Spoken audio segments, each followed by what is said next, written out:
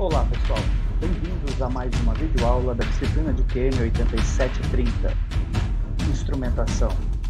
Hoje iremos tratar de medição da variável de processo nível. Queremos, nesta videoaula, entender como podemos medir nível em processo e quais são os princípios utilizados para a medição desta variável. Veremos as classes de medição e seus respectivos medidores.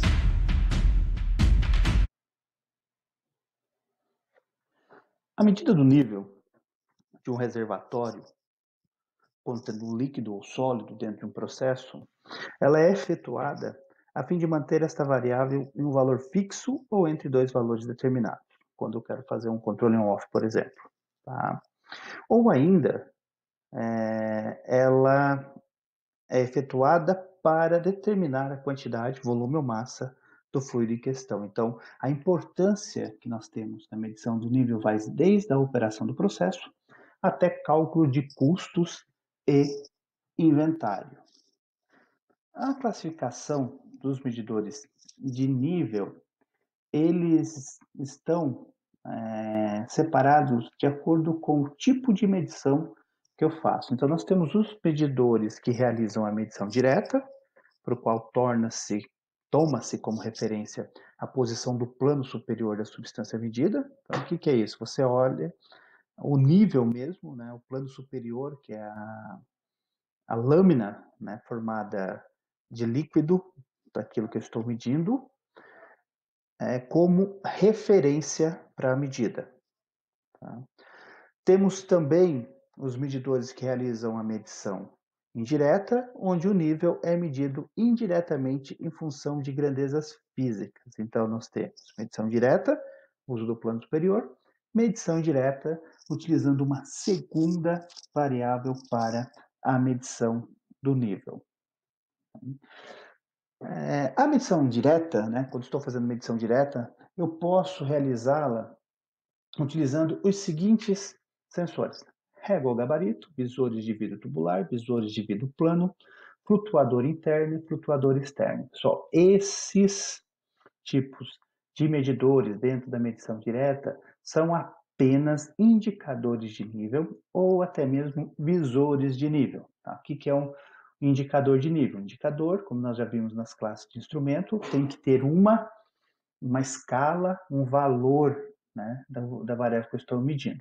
Um visor de nível, o que eu tenho? Eu sei qual é o nível que está de fluido dentro daquele tanque, porém eu não sei o valor, então ele é apenas um visor, mas isso é utilizado bastante, tá? Por quê? Porque eu posso olhar e falar, o nível está, né, numa certa posição dentro do tanque. Já as medições indiretas, nós podemos utilizar os medidores do tipo magnético, deslocador, fazer por pressão diferencial, também tem borbulhador, temos os medidores capacitivos, os ultrassônicos, de radiação e célula de carga. Tá?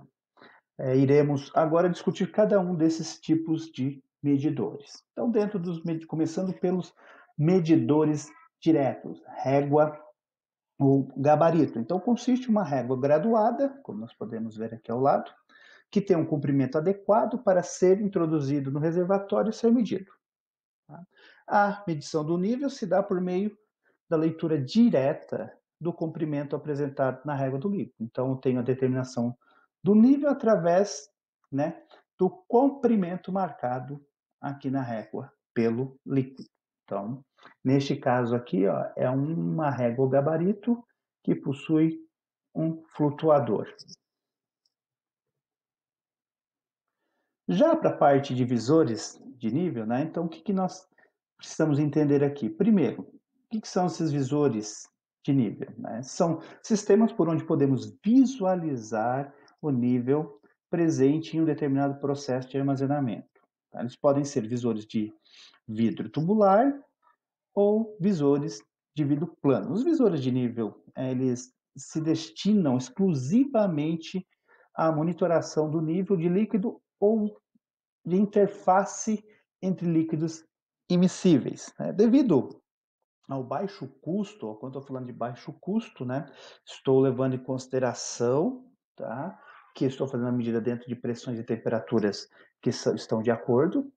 Então, devido ao baixo custo em comparação com os outros tipos de instrumentos, os visores de nível são largamente aplicados na monitoração local do nível.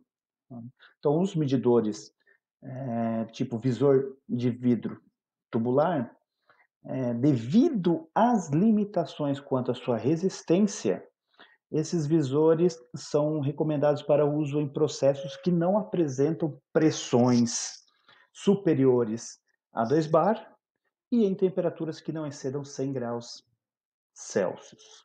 Tá? Então, já os visores de vidro plano, eles substituíram ao longo, né, dos anos aí os visores quase, né, que totalmente os visores tubulares, tá, em uso industrial. Isso é devido à inerente falta de segurança apresentada pelos visores tubulares em aplicações com pressões elevadas. Tá? Então, eu tenho aqui os visores de litro. Então, recomenda-se aqui, quando estou trabalhando fora dessa temperatura e pressão, usar o visor de vidro plano. Então, esse visor aqui de vidro plano, ele consiste também em módulos, assim como o visor tubular. Tá? Ele consiste em módulos, ele pode ser usado em fluidos tóxicos, corrosivos e inflamáveis, assim como o visor tubular, e tem limite para a utilização, tanto do visor tubular quanto o de vidro plano. No visor tubular, eu tenho um comprimento máximo das seções de 750 milímetros. Para os medidores de vidro plano, então eu vou trabalhar com multisseções. Então, eu vou colocar um em cima do outro.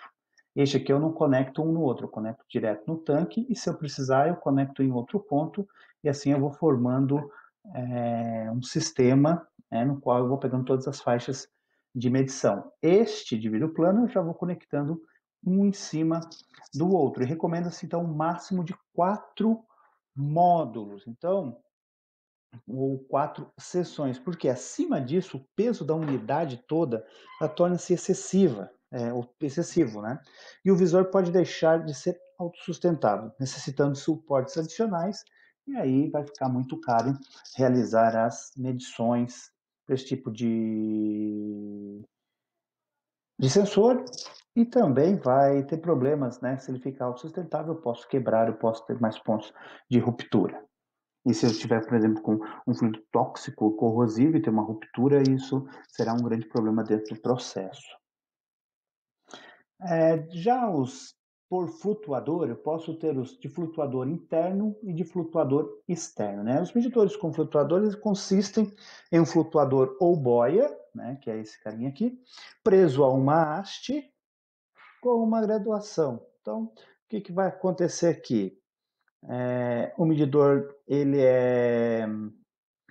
essa boia irá se movimentar dentro do tanque e pelo movimento eu tenho a indicação de um nível. É claro que tem os seus limites superiores e inferiores para a medida do nível. Tá? O flutuador interno ele é indicado para medição de nível em tanques abertos. Né? Quando utilizados em vasos fechados, deve-se assegurar que não haja vazamento.